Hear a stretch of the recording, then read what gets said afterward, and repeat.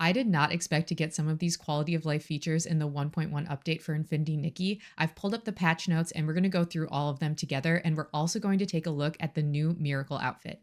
I'm looking at the patch notes on their website. They always post them under the news tab. So if you want to read them for yourself, I'll also link them down below, but I'm going to go through them and just point out the things that stand out the most to me. I actually had to read this a few times because I didn't fully understand it at first. It is going to be 7 hours of maintenance. This is much longer than the maintenance window we had for the Companions Day event, which I believe was only an hour or two, meaning that this is a much bigger update. So yes, you will be starved of Nikki for 7 hours. The Discord is going to be absolute mayhem during the 7 hours, but that's what they need to make sure that there aren't any bugs and make sure that the update gets rolled out properly. So a much longer maintenance window, but I think we're all going to survive. And alongside that maintenance window, we will be getting 300 diamonds and a resonant crystal as compensation. Maybe I would expect a little bit more. I can't remember what we got for compensation last time though. Okay, now they're going over the two outfits that are coming to the banners. We've seen these before, but this does confirm there's only one banner to pull on, and it has one 5-star and one 4-star. We already knew that the 5-star outfit gave us that crane floating ability, which has a really cool animation, but this is new information, I think. For the 4-star, while you wear it and use the pose praying hands, shooting stars will streak across the sky. That's going to make for some amazing photos. I might be actually tempted to pull for the 4-star now that I see that, but we'll have to see what it looks like. That is a very cool whimsicality ability, basically. There's also a new event called Into a Starry Night where you're going to complete tasks to collect starlight shards. Stylists can redeem them for the free 3-star outfit Path of Starlight. This is the 3-star Path of Starlight, so we'll be able to earn this outfit for free just by doing the event. We're also going to get 10 revelation crystals as part of the check-in event, and those will probably be those limited time revelation crystals with the hourglass on them. At least that's what they did for the companion event. Okay, here's where they mentioned the 5-star Miracle outfit for free. Obviously, all of the Miracle outfits are going to be free. A new Miracle outfit already, which I am very surprised about. Just the fact that we're getting one so quickly, but now we can kind of see how it's going to work in the future. We'll get a Miracle outfit as part of like the main story quest for a region, and then we'll also get one from an interlude chapter. At least that's kind of the premise that they're setting up now. So that's nice for people to have something to work on in between these major updates, because I know a lot of people haven't crafted the first Miracle outfit yet. This is in the trailer that they put out for the interlude chapter. You can find this on their YouTube channel. But here's where we get a look at the Miracle outfit. It looks super elegant. It's this silvery blue and white, and then it has this feathered bodice, feathered hair accessory, and this feathered neck or collar accessory. It looks really beautiful. I love that it's a long gown. The hair is also very long. It's so exciting to already get a new Miracle outfit. I'm also really interested to see what the evolutions of this dress look like, especially in more colorful options. But speaking of recoloring the Miracle dress with another one here, that means it might take a lot longer, and I'm going to have to choose between recoloring this one and the Wishful Rosa outfit. Because if you look at the evolutions, if you didn't already know, it takes something called Heartfelt Thoughts, and we can only get one of these a week by doing the Realm of Breakthrough. I'm wondering if they're going to be adding another boss at the end of this interlude chapter. If we had more than one boss, maybe that means we'll be able to get 2 a week, and that would just make it a lot faster to get the evolution. So I'm hoping that's the case. We'll see though. Otherwise, it's just one of those things that keeps people logging back in every week, farming those materials so that they can eventually get these gorgeous recolors, which are really beautiful. But now I'm going to have to choose between this one and the recolors of the other Miracle outfit. Okay, going back to the patch notes, they also mentioned that the Wishful Rosa makeup will be available in the Heart of Infinity. Complete the world quest 15 years, Echoes of Wishes, and unlock the node in the Heart of Infinity to acquire the makeup sketches. We'll finally be able to get makeup to go along with the Wishful Rosa. I actually hadn't realized that we didn't have makeup for it, so this is nice that they're giving us makeup to go with the Miracle outfit. There's also going to be a new battle pass, and what I was most interested to see is that they mention which cloaks are available as part of the paid pass. So if you purchase at least the Distant Anthem, which is $10, you'll be able to choose between Momo's Cloak Roar and Momo's Cloak Nightfall. And you can't get both cloaks on one battle pass. You have to choose one or the other. So what they're doing is they're making these choices available again in the next battle pass. So if you purchased it and you want to get both cloaks, you can purchase it again and get the other cloak. I'm assuming this means that in future battle passes, they'll have other cloak options just so that they can incentivize people to buy the pass again. But if you wanted both cloaks, now you can get them as long as you get at least the $10 pass. They're adding this new feature called the assisted path to dungeons.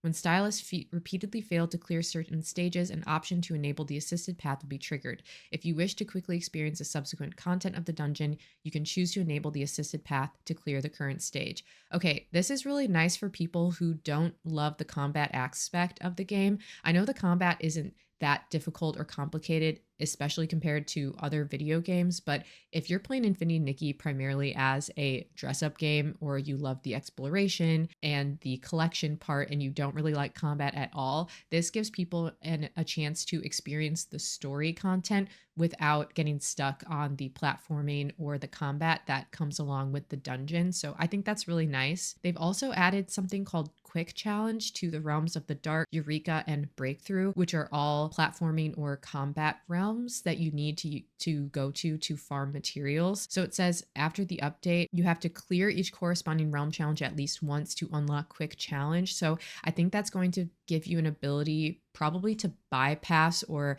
make those challenges a little bit easier in some way, which is nice for people who are farming. So again, this is just for people who don't really love that combat aspect, but if you enjoy doing those challenges, you still have the ability to do them. This is just a nice option for people who aren't playing Infinity Nikki for that aspect. This optimization is what I was most excited about when I saw the patch notes. They've improved the styling challenges score settlement mechanism. After the update, stylists can wear more than 5 accessories.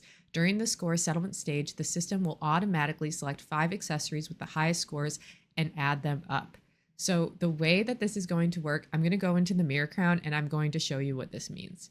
This is really nice for styling challenges because currently there is an accessory limit, so you can only have 5 accessories on an outfit, and those are what will get scored in the challenge. But for instance, if I wear this outfit, this is a 5-star and it has over the accessory limit, but some of these challenges, especially in the mirror crown, have you wear a complete outfit and there are extra accessories on it. And what you have to do now is basically go through and take off the accessories one by one, and also make sure that you're taking off accessories that have lower points. The other way that this is kind of annoying is that you have to go through each one. You can see right here, this level 7 accessory might be worth more points than another one that I have on, but I can't equip it to see how many points it's worth. I have to manually unequip one and then go back and equip the other. What they're saying in the patch notes is that you'll be able to wear more than the accessory limit, but only the 5 highest accessories are going to count towards your points. So it doesn't mean that we're getting to add more points towards our challenge score, but it will make it a lot easier to just put on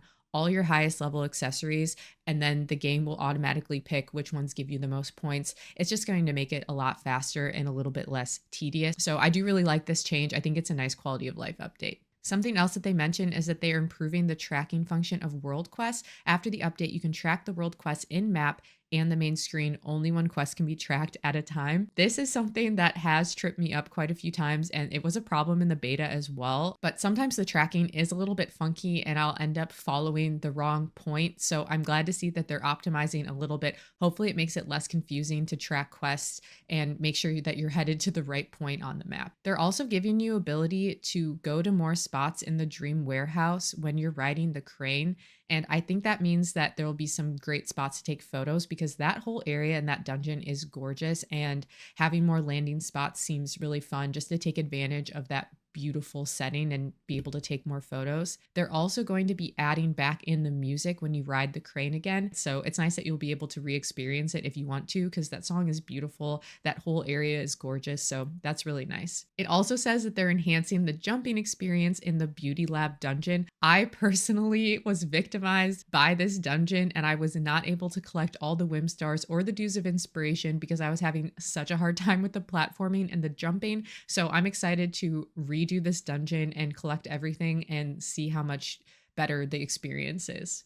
They've also improved the reward claiming function in the realm challenges. After the update, when infusing vital energy to exchange for rewards, you can select the maximum amount and the system will automatically calculate the appropriate number of attempts. That is very nice because when you go to collect rewards and you infuse, you can't see the total number of crystals or rewards that you are collecting. So it's just nice to have a little bit more of that information on the screen so you know that you're getting the right amount for whatever sketch you're crafting or whatever goal you have at the time. I've definitely made the mistake of not infusing enough and then having to redo the challenge. So this is a very nice update. Another improvement to the Mirror Crown, they've enhanced some star level descriptions and reduced the number of pieces required to clear stages. This has been a problem, especially in the last Mirror Crown. There was a requirement that you had to wear two specific tags, and the way that the text was translated or described was very confusing. So I'm glad they're clearing up the descriptions just so we understand what the requirements are for the stages. Something else that they're changing is the display of icons in the top right corner of the main interface. This was a change that they made in the last update, and it seems like they're going to be reverting it or just changing a little bit because there were a lot of complaints about it.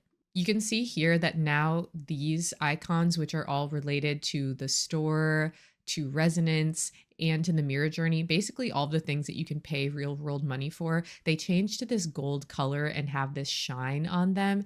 And also in the Chinese version, these all have text underneath them, and they just started cluttering up the UI a lot. And I think for some people, it kind of ruined the immersion for them to have these sparkling and kind of distracting them. So it seems like they listened to that feedback and they're going to be changing it. Don't exactly know what it's going to be yet, but I think that's what it's related to. Okay, it also says that they are refining the actions and effects during the violin performance when using the violinist ability. I have really struggled with using the violin. It seemed like something that was going to be really fun, but I haven't really enjoyed it. So I'm interested to see how they improve that. There's actually a lot more coming in this update than I expected, especially getting the new Miracle outfit and those changes to the styling challenges. So let me know what you were most excited about, and I'll see you in the next video.